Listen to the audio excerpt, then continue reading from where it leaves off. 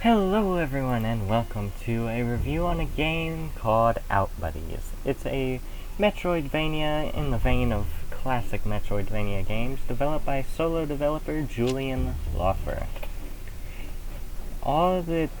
It's being published by a company called Head Up Games and yeah. So in the game you play as a very steampunk styled character. I'm not entirely sure if that's the idea, but there is quite a few Lovecraftian inspired vibes that I'm getting from the game, such as the old god city sunken at the bottom of the ocean in this Metroidvania, in which most of your gameplay takes place. It's inspired by games like Super Metroid and Secret of Mana and other co-op side-scrollers similar to that, and late NES titles for the inspiration of the visuals. Most of the storytelling seems to be environmental, and though I'm not that great at any of these games, I find it rather enjoyable.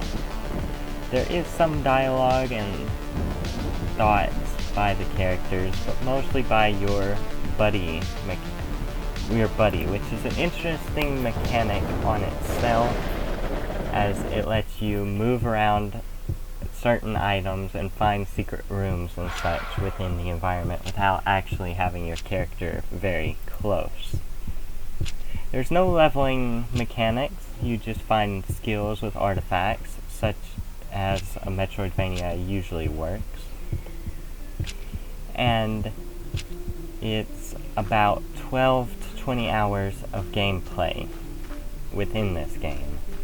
It's mainly targeted for single player, but there is a local co-op mode which still has the buddy mechanic as well. The co-op mode is meant as a speedrun mode with lots of mechanics, but it's still in progress, so.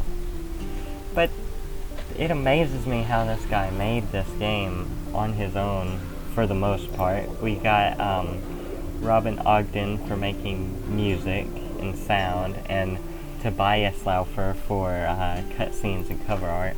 But for the most part, the actual gameplay is created by Julian, who actually works as a psychiatrist.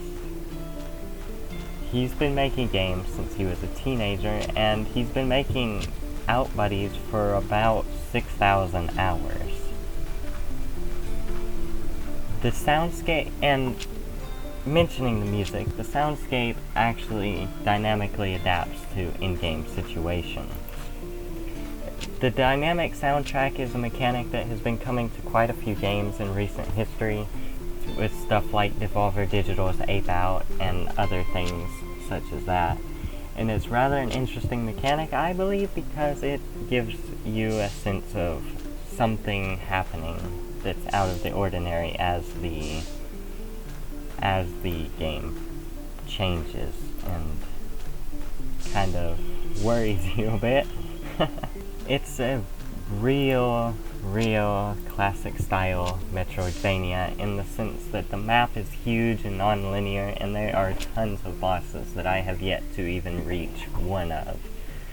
Again, I'm not that great at games. I play them as a hobby. It's kind of just a thing to pass the time and have some fun, but regardless, the bosses and everything seem interesting. So the release date for this is October 15th, 2019 for the PC.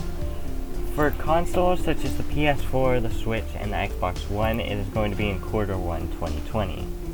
The weapons currently in the game are the Seahorse Revolver, which is your standard weapon, the Coridium Galvanizer, which goes around corners, the Bubble Beam, and missiles. And every weapon is upgradable besides missiles. So you've got a lot of